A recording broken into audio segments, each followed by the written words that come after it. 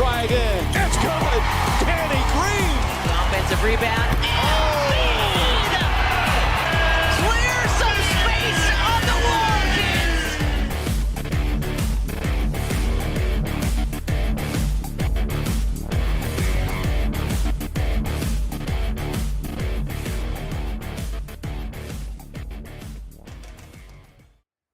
What is going on, guys, and welcome back to the Pick Swap Media YouTube channel. The day that we have finally been waiting for has arrived, as James Harden has been traded from the Philadelphia 76ers to the Los Angeles Clippers. Still a lot hanging in the balance as far as the details go for this deal. There's been some conflicting reports as far as the around the edges moves, the cap space, and draft pick capital that is being included. All kind of loosely the minor tie-ups that need to go down still, whether or not Philip Petrusev is included, whether or not is any protections on the draft picks, things like that. But the bottom line is that James Harden is no longer a member of the Sixers, and we all should be thrilled about it. I want to dive into a couple different angles of this trade. And number one, I'm going to start with just what we do know about the trade and the initial reactions here. So this looks like the final trade that the Clippers are getting James Harden and PJ Tucker, while the 76ers are receiving Nicholas Batum, Marcus Morris, Robert Covington, KJ Martin, and draft picks. That in a vacuum, you can make the argument that this isn't the greatest value deal, but this is the one that we are waiting for. That the bottom line is the James Harden saga is over. These are playable rotation players, more so than people are giving them credit, and it does not eat into the cap space plan. That I think that is a key factor in this, that Daryl Morey has not abandoned the plan that was very clearly his plan A on making sure he can attack the free agent market this summer. That each of those guys, that being Marcus Morris, Nick Batum, and Robert Covington, will each be expiring this year. Batum will be retiring after this season. So that is all money coming off the books. And if they play well, if these are guys that we want back, if Robert Covington shows he still has some stuff left in the tank, they can absolutely re-sign him. That's totally on the table. KJ Martin is an intriguing young piece. He's got some phenomenal athleticism. He's a guy who wants to get up and dunk it on anyone's head. He's a high flyer. He'll be an exciting player to watch, and is a nice flavor of youth to add to this roster when you pair him and consider there's guys like Jaden Springer that I think he will look nice next to him when you view things from a lens from a couple years away, or maybe that does not work out as well. And the picks are probably the biggest thing in this situation. That for starters, I want to break down. I think the outlook shifted in Daryl Morey after these first 3 games of the season. So I think everyone was pushing for this either to be done before the season started, get the headache over, or that you waited out to the deadline and maximize your value. Is still, who knows what the value would have been for James Harden. I was of the mindset of keeping him away from the team. I don't believe his market would have shifted one way or another in a major way based on if he played or not. But what I do think shifted was Daryl Morey watched these first 3 games of the season, saw the massive leaps that Tyrese Maxey has very clearly made. I mean, we're talking about a guy who ranks top 6 in the entire NBA in both points and assists to start the season, and said, I cannot take the keys to this offense out of his hands. And what that means is I can't allow James Harden to step back on the floor. I can't allow him to eat into his minutes. And I need to allow the chemistry and just knowing how to play with each other to continue developing between Tyrese Maxey and James Harden. That's what we're going to see now. And I do believe that this is more than a punt move, that this is not a trade that just gives away the season. This isn't the gap year plan that I've seen floated out there throughout the entire offseason, and something that's kind of been biting around the Sixers throughout all these Harden rumors. I don't feel that is the result of this trade. What I feel is that we're going to truly see what the 2-man game of Tyrese Maxey and Joel Embiid is capable of. And we have more athleticism and true 3-and-D wing depth than have been on this roster really ever before. Throughout the entire length of the Joel Embiid era, we have not had guys like Marcus Morris, Robert Covington. Kelly Oubre Jr. is a perfect example of a different player that has been added to this mix. So this is a deep team. You can absolutely make the argument that it's still lacking top-end talent, but that is why that Daryl Morey was so firm in digging his heels in and needing the draft picks in return. That Daryl Morey is going to watch this team play out for the remainder until the trade deadline, and then pounce on the opportunity when he realized what ingredient is missing to this team. From my personal opinion and my perspective, I do think that they're going to be a little bit short on ball handling and playmaking when everything is said and done. I think Tyrese Maxey has improved leaps and bounds in when it comes to how to run an offense, playmaking as a whole, his feel for the game, his processing of the game, and seeing passes out already. But I don't know if on a full 82-game sample size that I'm going to feel he is certified ready to be a point guard this season. And that's totally okay. I still think in the long run that his best asset as a basketball player is scoring the basketball. That we're talking about a guy who is an elite shooter in a way that has not been publicly recognized yet. This is a guy who's ranked top 5 in 3-point percentage the past 2 seasons in the NBA. That is absurd for a guy who is turning 23 this week. When you add a combo guard type player, a guy that is sticking in my brain that I think makes sense, and I have no weight whether this is somebody that these Sixers hold interest in, but a guy that is sticking around in my brain is Malcolm Brogdon.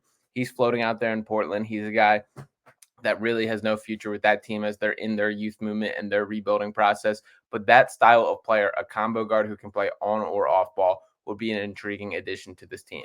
But you don't need to rush that process either, because now the Sixers have gotten the biggest move out of the way by getting James Harden off the roster, by making sure that that is set in stone and finished, and they can now give a true evaluation of the players that are still here.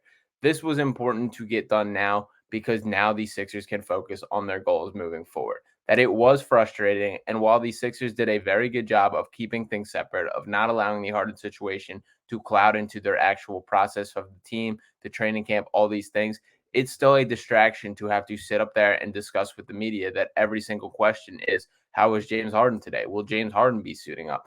Now we can focus on basketball. And this is an exciting team that should be focused on basketball. That Joel Embiid is the reigning MVP of the NBA and looks to be playing his best basketball of his entire life to start the season. That he's improved leaps and bounds as a playmaker already. We can see the offense playing a much more team-friendly style. There's more movement, more cutting than we've ever seen in the Doc Rivers era.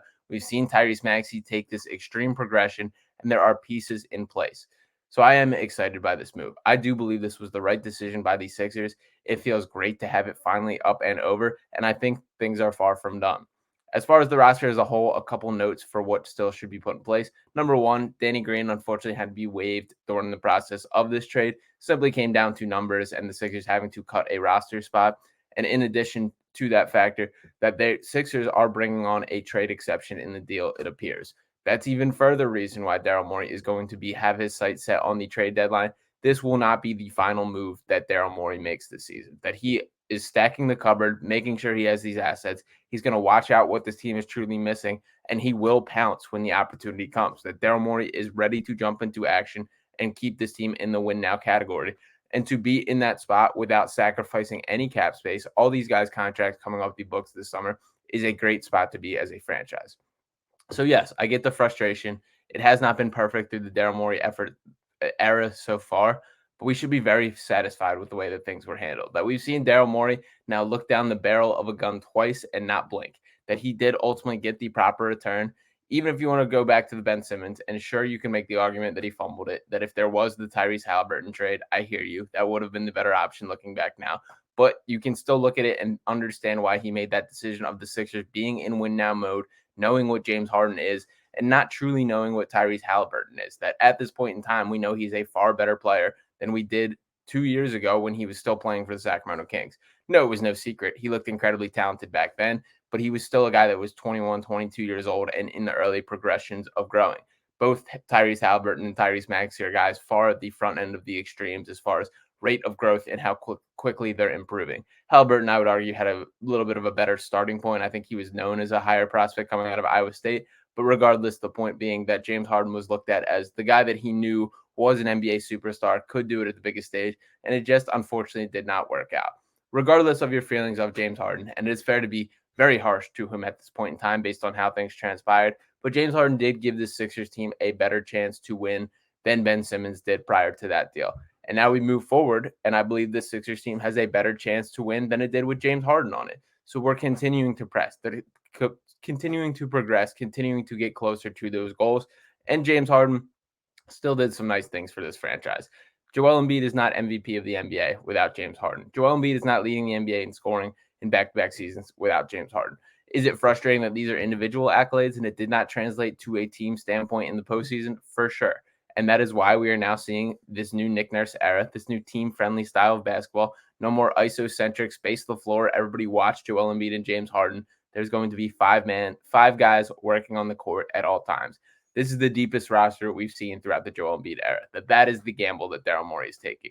He believes Joel is that guy, and Tyrese Maxey is ready to take that leap as a number two. So let's surround him with the best possible 3-and-D role players that we've had with this team. That is a fair gamble to take at this point in time.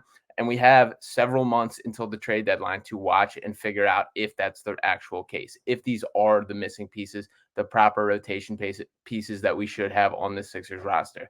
And there are some feel-good moments for it. Robert Covington is excited to come back. He was frustrated by his role with the Clippers. He's already posted pictures on his Instagram showing welcoming, saying he's excited to come home.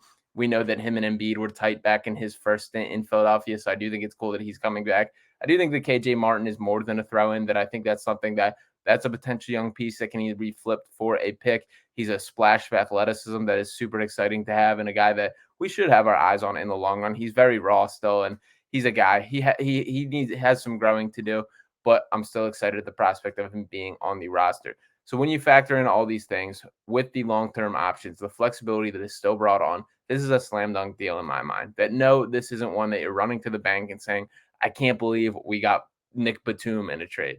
But when you look at it from the full picture, from the roster as a whole, from the guys surrounding, how all these pieces fit together, I feel much better about this Sixers team than I did yesterday morning. That we are over the James Harden situation. We are over all the distractions that were brought on by the cloud that hung this organization, and we can move on and see how this looks as a unit. That I am bought in, and I do believe we're going to see the most fun, the most team-friendly style of basketball that the Sixers have had throughout the entire Joel Embiid era. That I do believe that he is ready to adapt. I believe there's the proper pieces around him to maximize that. And most importantly, we have a coach with the X's and O's to get things done. This is the same Nick Nurse who won a championship with the Raptors in his first season as head coach. I know Joel Embiid might not be Kawhi Leonard. Tyrese Maxey might not be Kawhi Leonard either. But there is enough here that I believe there's more to be juiced out of than this team has seen in previous years.